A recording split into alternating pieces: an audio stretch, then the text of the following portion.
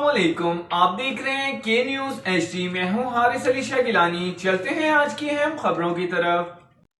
رخ کریں گے لاہور کا، جہاں سے رپورٹ کر رہے ہیں ہمارے نمائندے عرفان خان۔